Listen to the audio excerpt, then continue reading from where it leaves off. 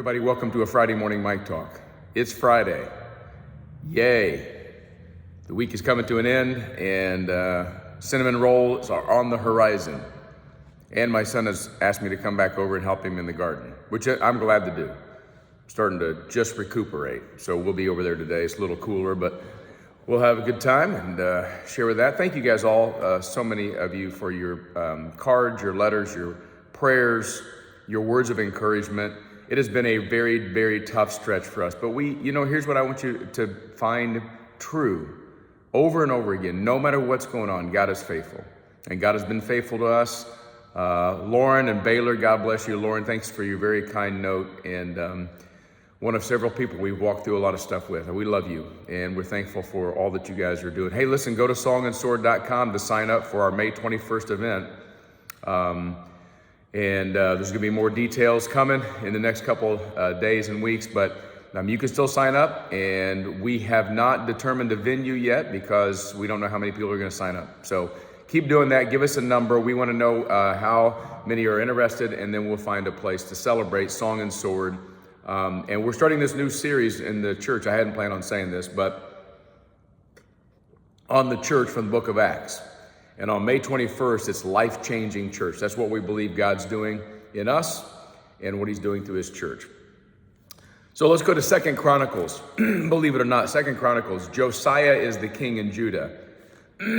Excuse me. And if you remember, Josiah was the boy king. He was like 7 years old when he became the king.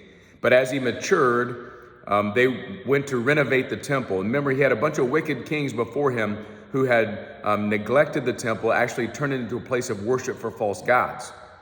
Josiah, one of his officials, finds the book of the law, and he reads it, and he tears his clothes, and he repents, and he cries before God and says, "We failed you." The Lord says through Huldah, a prophetess, which is great, a story as well, and this is all in 2 Chronicles 35. Don't take my word for it. It's a great story. You can read it. She says, well, these people have sinned against me and rejected me. This place is going to be destroyed, talking about Jerusalem. But Josiah, because of your faithfulness, I'm going to spare you. And so Josiah does something that hasn't been done in hundreds of years. In chapter 35, I'm going to read 6 verses. It's a little longer than I normally read, but I want to make a point here. Josiah kept a Passover to the Lord in Jerusalem, and they slaughtered the Passover lamb on the 14th day of the first month. He appointed the priests to their services and encouraged them in the service of the house of the Lord. And he said to the Levites who taught all Israel and who were holy to the Lord, "Put the holy ark in the house that Solomon the son of David, king of Israel, built. You need not carry it on your shoulders. Now serve the Lord your God and his people Israel. Prepare yourselves according to your father's houses, by your divisions, as prescribed in the writings of David, king of Israel, and the document of Solomon his son, and stand in the holy place, according to the groupings of the fathers' houses, and your brothers and the lay people, according to the division of the Levites, by father's household." Now listen to this verse. Here it is. It's verse 6. "And slaughter the Passover lamb, and consecrate yourselves, and prepare for your brothers to do according to the word of the Lord by Moses." Remember Moses in 1500 BC, as they were coming out of Egypt, he instituted the Passover. The Passover was designed to say a sacrifice takes place so that you can live. You kill the Passover lamb, put the blood on the doorpost, and you are spared from the death angel.